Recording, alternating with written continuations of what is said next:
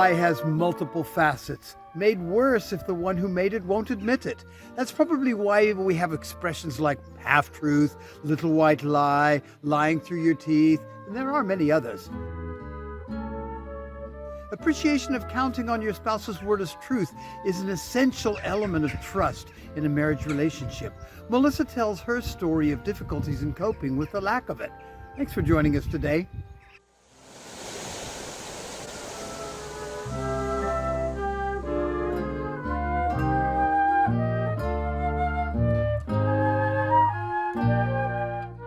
Once you had understood that you had been lied to, were you then able to trust your husband after that?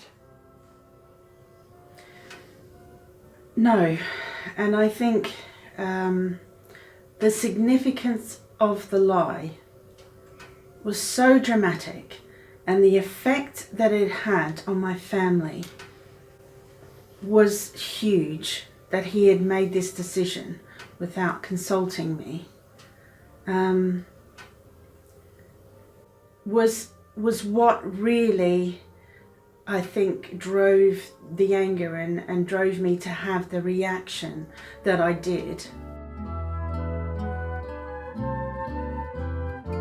But it was so deep that, 12 years later it's come out that actually at that significant moment, that's what I did to somehow cope with an entrapped situation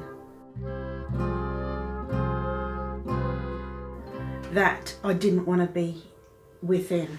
But I had a great love for my children, as I still do, and I was going to do everything that I could possibly do to try and make this work, even though he had made the decision without consulting me. I have one question that I need to ask you because I think it's really important.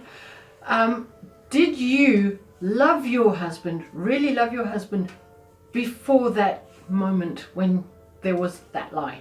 Yes, I did. I did. And if he would have actually admitted to me then that actually I really ballsed up and can we work with this, then I think things would have been completely different. But it was that I gave him an opportunity to be honest, and he turned it around and made it out that it was me. He twisted my words and twisted what had happened. And I wasn't having it because I knew the truth. And I suppose, it was just so difficult, and I was so angry about it that I didn't realise the effect that it would have had on our marriage and the rest of my life.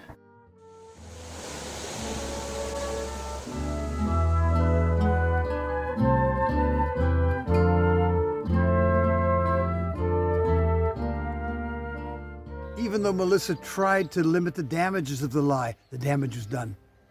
Note that she also told of ways that she felt she could have handled it better, and that shows willingness to forgive and move on if the significant other would do what? When wrong, admit it. Next week we'll revisit Carol as she adds clarity on just what a lie is and what it isn't. God bless and bye for now.